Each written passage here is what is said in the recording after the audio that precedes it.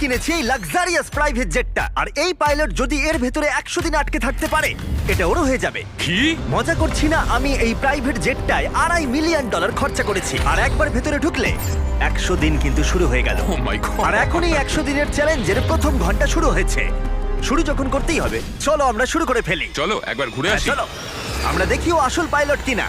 কি বলছো? যদি আরমান্দ এই প্লেনের ভেতরে 100 দিন কাটাতে পারে তাহলে ও এই প্লেনটা জিতে নেবে আর পৃথিবীর যে কোনো প্রান্তে চলে যেতে পারবে।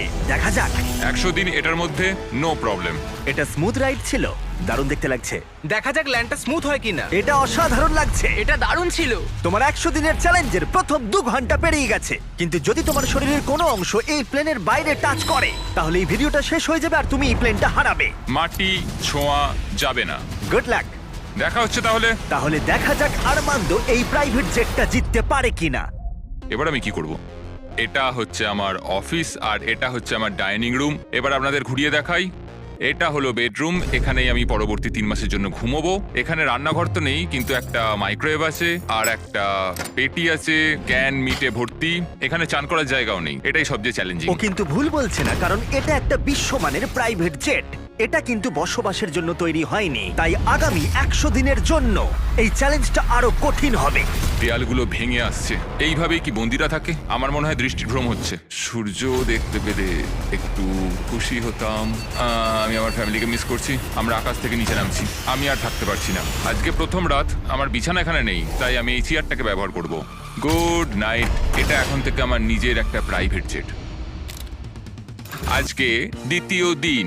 আপনাদের হয়তো মনে হচ্ছে আমি খুব আরামে আছি, কিন্তু সত্যি কথা বলতে আমার খুব একটা আরাম হচ্ছে না। আজকে দ্বিতীয় দিন, আর এটা আমাদের পার্সোনাল ইউজের জন্য ব্যবহার করার থেকে আর ভালো কি হতে পারে। চলো। আমি আর ছেলেরা ভাবছিলাম তুমি আমাদের নিউ ইয়ারকে একটা হকি গেম দেখতে নিয়ে যাবে। চলো যাওয়া যাক। তুমি যেতে পারো ভাই, আমরা তোমাকে টিকিট দেবো। এটা কোনো ট্রিক নয় তো?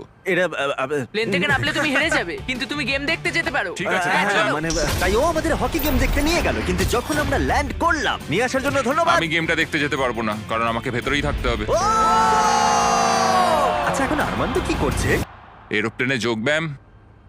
হ্যাঁ, এই প্রাইভেট জেটে করে হকি খেলা দেখতে যাওয়াটা এতটাই অসাধারণ ছিল, তাই আমি আর ছেলেরা পরের দিনে অন্য একটা প্ল্যান করলাম। আমাদের ফ্লোরিডার মায়ামিতে নিয়ে যাবে। অবশ্যই নিয়ে যাবো। আর এটাই এই প্রাইভেট জেটের মালিক হওয়ার বিশেষত্ব, কারণ আমরা যা খুশি তাই করতে পারি। ঠিক আছে টিম, ওয়েলকাম টু মায়ামি। চলো সবাই মিলে একটু মজা করা যাক। পরে দেখা হচ্ছে।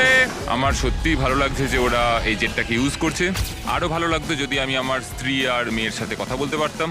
আমাকে আরো 96 দিন এখানে থাকতে হবে, আশা করছি আমি করে নেবো। আজকেই প্রথম দিন যখন আমি সকলকে ছাড়াই প্লেনে থাকছি। আমাকে একটা রুটিন তৈরি করতে হবে। তাই আগামী কয়েকদিন ধরে আরমান্দ এক্সারসাইজ করবে।